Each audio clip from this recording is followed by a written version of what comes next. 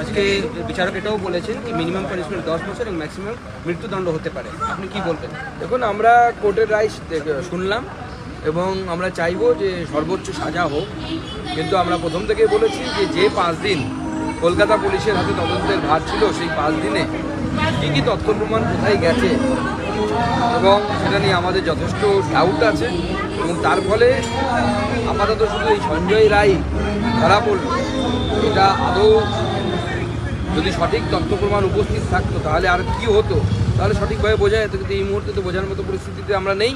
তো সঞ্জয় রায় যে যদি দোষী সাব্যস্ত হয় তাহলে অবশ্যই তার সর্বোচ্চ সাজা হোক, আমরা সেটা চাই। সুকান্তদা, তার বাবা মা গতকালও দেখলাম বলছিলেন কি আরও লোক ইনভলভ রয়েছে এখানে, শুধু সঞ্জয় রায় নয়। দেখুন, আমাদেরও মনে হয়েছিল যে অনেক মানুষ মানে একাধিক মানুষ ইনভলভমেন্ট থাকতে পারে, কিন্তু দুর্ভাগ্যের বিষয় যেভাবে 5 দিন কলকাতা পুলিশের হাতে তদন্তভার থাকার সময় যেভাবে তথ্য প্রমাণ লোপাট হয়েছে এবং আমরা দেখেছি যে সিবিআইয়ের আইনজীবীর মুখেও সেই ঘটনা বারবার উঠে এসেছে যে তথ্য প্রমাণ লোপাটের ঘটনা।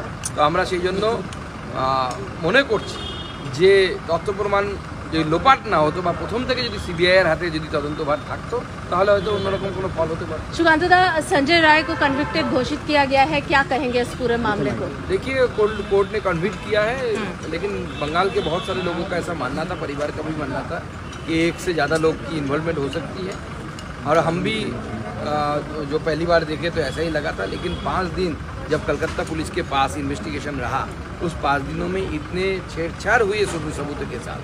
कोर्ट में सीबीआई की जो लॉयर थे, एडवोकेट थे, उन्होंने भी वही बात रखी, एक से ज़्यादा बार रखी, तो वो दर्शाता है कि अगर वो छेड़छाड़ नहीं हुआ होता तो और भी कुछ हो सकता था। हम चाहेंगे कि सबसे ज़्यादा जो पनिशमेंट है वो पनिशमेंट उनको मिले और ये आरजीकर एक ऐसा कांड है जो पूरे बंगाल में सरफेस में ले आया कि बंगाल की स्वास्थ्य व्यवस्था क्या कितनी बुरी हालत है। लेकिन अब तो ये क्लैरिटी हो गई है दादा कि जिस तरीके से मर्डर हुआ, पहले असॉल्ट किया गया, उसके बाद मर्डर किया गया, रेप किया गया और मर्डर किया गया, लेकिन पहले स्थितियां कुछ अलग थी, कुछ अलग अलग स्टेटमेंट निकल कर आ रहे थे, तो उसको कैसे देखते हैं? देखिए, हर इन्वेस्टिगेशन निर्भर करता है प्रूफ के ऊपर और बार बार ये चीज़ सामने आई हमारी कि जो 5 दिन कलकत्ता पुलिस के हाथ में इन्वेस्टिगेशन था उस समय क्या हुआ किसी को पता नहीं, तो जितना प्रूफ मिला तो उस प्रूफ के वजह से ये संजय राय जो है वो कन्विक्टेड हुए।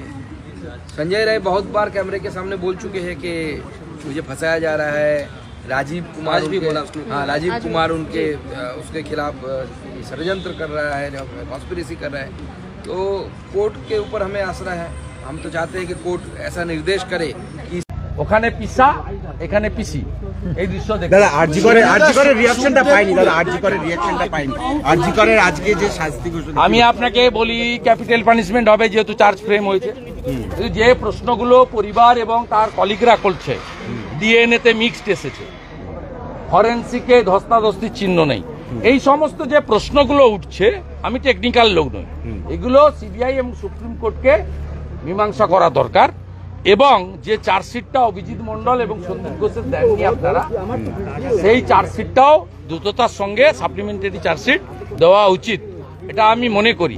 বাকি hope for the best, supreme court নিজে মনিটর করছে, চিফ জাস্টিসের বেঞ্চ দেখছে, আমরা আশাবাদী যে সত্য সামনে আসবে এবং ফাইনাল কনক্লুশনে সিবিআই বা তদন্তকারী সংস্থা পৌঁছাবে।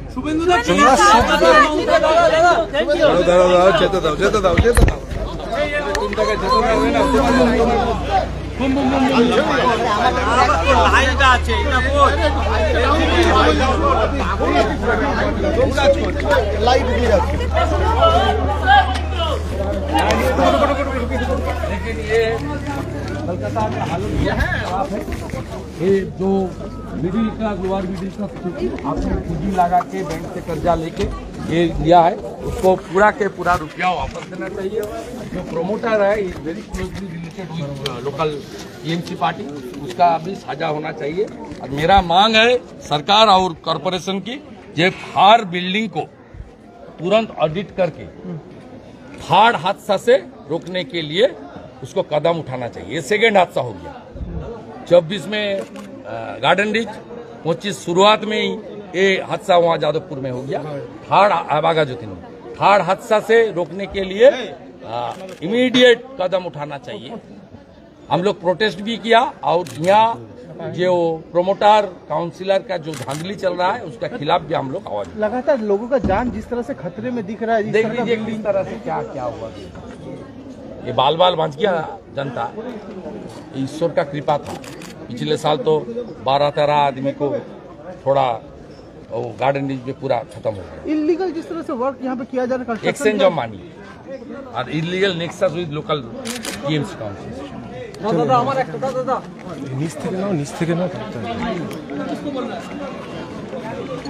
सियालदह कोर्ट में जो संजय राय के जो बारे में जो दोषी साब्यस्त ठीक है, कैपिटल पनिशमेंट होना चाहिए, वो तो चार्ज फ्रेम हो गया। लेकिन उनका परिवार, उनका कॉलीग जो उठा रहा है क्वेश्चन, उसको भी अगले दिन रिजॉल्व करना चाहिए इन्वेस्टिगेटिंग एजेंसी। और सुप्रीम कोर्ट को ऊपर हमारी उम्मीद है वो करेगा, कुछ ना कुछ करेगा। Initially I am welcome this decision by the court.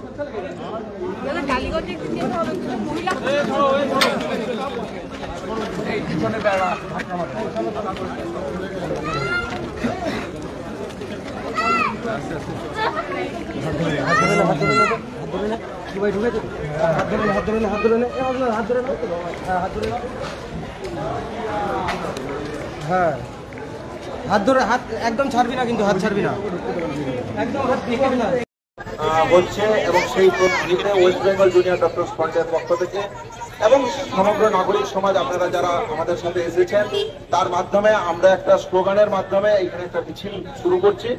আপনারা এই মিছিলে আসুন। এবং আমরা তো এই বিচার কখনোই মেনে নিতে পারি না যেখানে শুধুমাত্র সঞ্জয় রায়কে অভিযুক্ত করা হয়। তাহলে সঞ্জয় রায় কি করে একজন অভিযুক্ত হতে পারে, এই জায়গা আমরা কি করে মানতে পারি?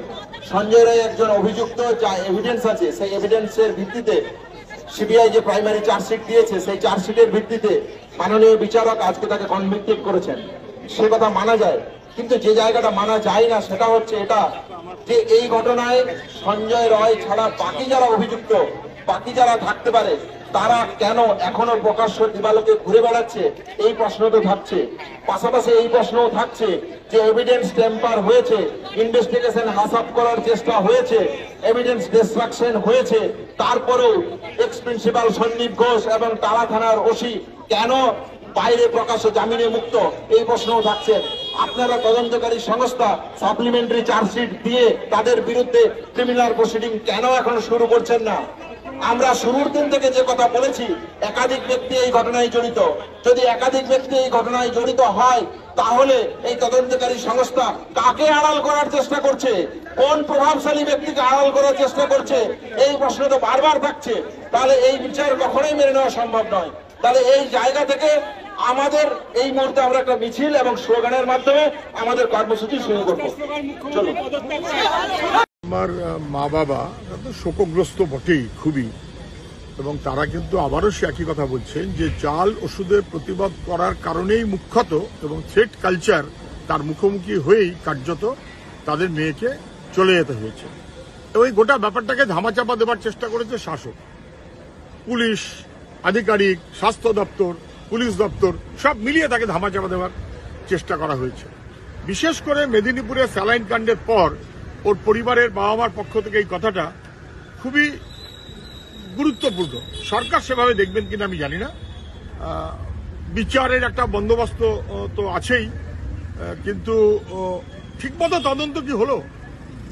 একজনের দ্বারা যে কাজ করা সম্ভব নয়, তার জন্য এখনো পর্যন্ত একজন মাত্র আসামি, এটা কি ঠিক বিচার হচ্ছে? একটা রায় হয়তো কিছু হবে, কিন্তু বিচারের সময় লাগবে। মুখ্যমন্ত্রী